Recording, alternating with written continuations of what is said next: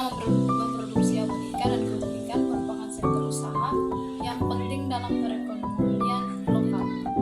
Sektor ini memiliki potensi besar untuk berkembang karena NTT memiliki sumber daya laut yang melimpah seperti ikan cakalang, tuna, tongkol, dan kembung. Abon ikan dan kerupuk ikan merupakan produk olahan hasil perikanan yang digemari masyarakat dan memiliki nilai jual yang cukup tinggi.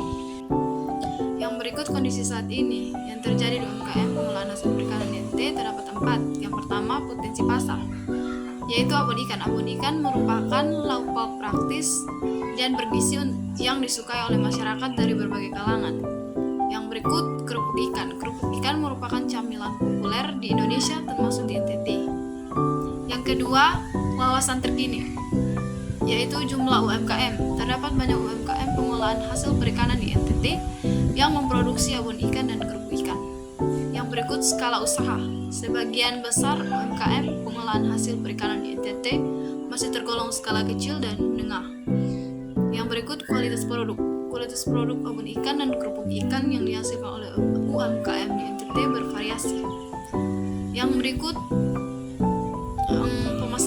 pemasaran produk abon ikan dan kerupuk ikan yang dihasilkan oleh UMKM di NTT masih terhambat oleh beberapa faktor, seperti yang pertama, kurangnya akses informasi pasar, jaringan pemasaran yang terbatas, kemasan produk yang kurang menarik, dan yang terakhir, kurangnya promosi dan branding. Yang ketiga, tantangan, yaitu keterbatasan akses permodalan, yaitu UMKM di NTT memiliki kesulitan mendapatkan akses permodalan untuk mengembangkan usahanya. Hal ini menyebabkan mereka terhambat dalam meningkatkan kapasitas produksi dan kualitas produknya. Yang berikut, kurangnya pelatihan dan pendampingan. Para pelaku UMKM masih memerlukan pelatihan dan pendampingan di bidang teknologi. Yang berikut, persaingan dengan produk impor. Produk impor abon ikan dan kerupuk ikan yang lebih murah menjadi pesaing bagi produk lokal. Yang berikut, fasilitas infrastruktur belum memadai. Fasilitas infrastruktur seperti jalan, pelabuhan, dan gudang penyimpanan di beberapa daerah di NTT belum optimal.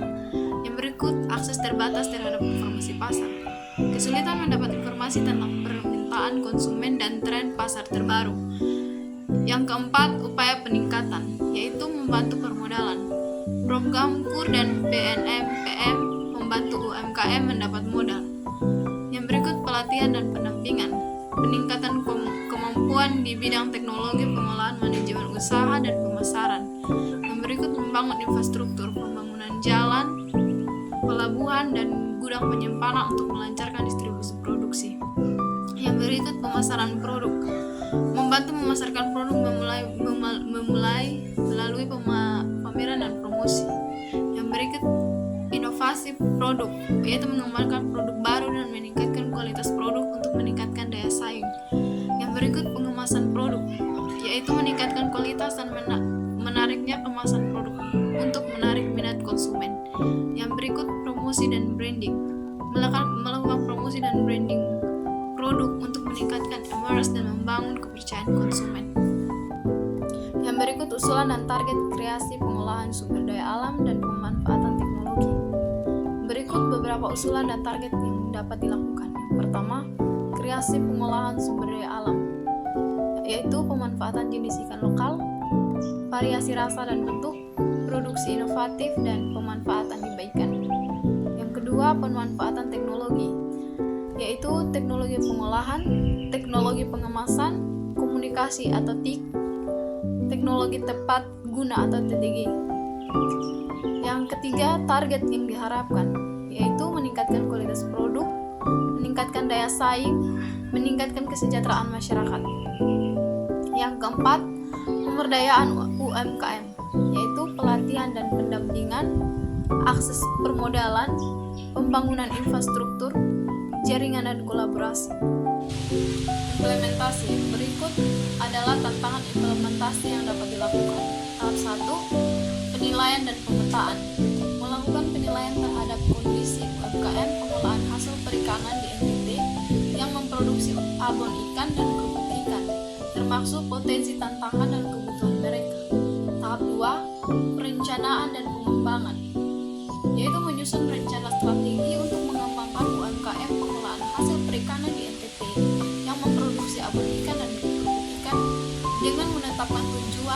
target dan strategi yang jelas. Yang ketiga, tahap implementasi dan monitoring, yaitu melakukan program-program yang telah direncanakan dengan melibatkan berbagai pihak terkait seperti pemerintah, pelaku UMKM, akademis, dan lembaga swasta.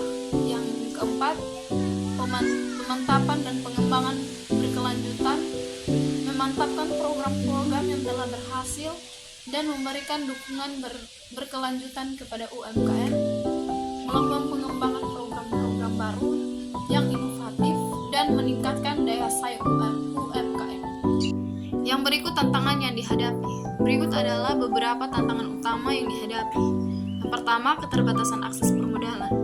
Banyak UMKM kesulitan mendapatkan modal untuk mengembangkan usahanya. Yang kedua, kurangnya pelatihan dan pendampingan.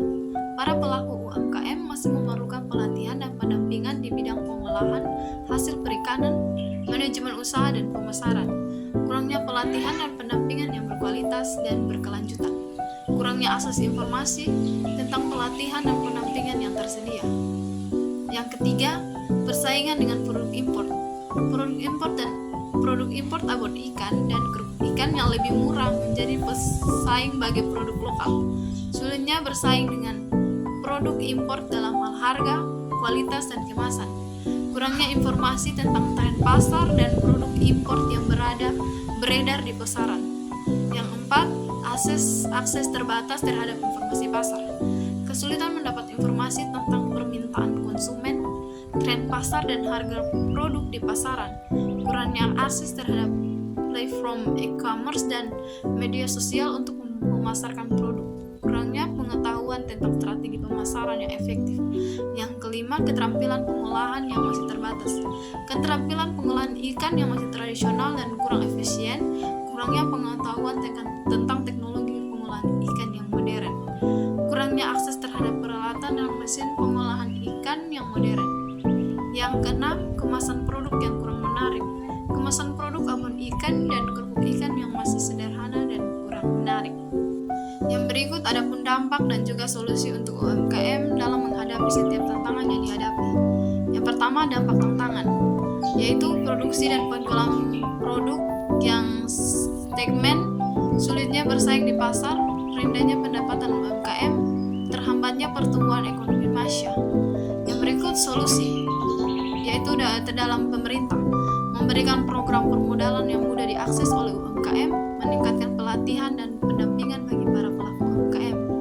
Yang kedua, dalam UMKM, mengikuti pelatihan dan pendampingan yang tersedia, meningkatkan kualitas produk dengan memperhatikan standar mutu dan menerapkan masyarakat kualitas, mengembangkan kemasan produk dan menarik dan informatif. Yang berikut pendanaan. Ada beberapa cara yang bisa dilakukan oleh UMKM pengolahan hasil perikanan di NTT untuk mendapatkan pendanaan untuk mengimplementasikan kegiatan dan usulan yang telah diatasi. Yang pertama, pemerintah. Program Pemberdayaan Ekonomi Mikro atau PNM menyediakan berbagai macam program pembiayaan untuk UMKM seperti kredit usaha rakyat, ultramikro, dan Mekar, lembaga pengolahan dana usaha kelautan dan perikanan. Menyediakan pembiayaan dan pendampingan untuk UMKM di sektor kelautan dan perikanan. Yang kedua itu lembaga swasta, perbankan. Bank-bank di Indonesia seperti Bank Mandiri, BNI, BRI, dan BCA memiliki program-program untuk menyediakan untuk UMKM syarat dan ketentuan untuk mendapatkan pembiayaan di bank berbeda-beda, sehingga perlu dipelajari terlebih dahulu. Lembaga keuangan mikro menyediakan layanan pembiayaan dan jasa keuangan lainnya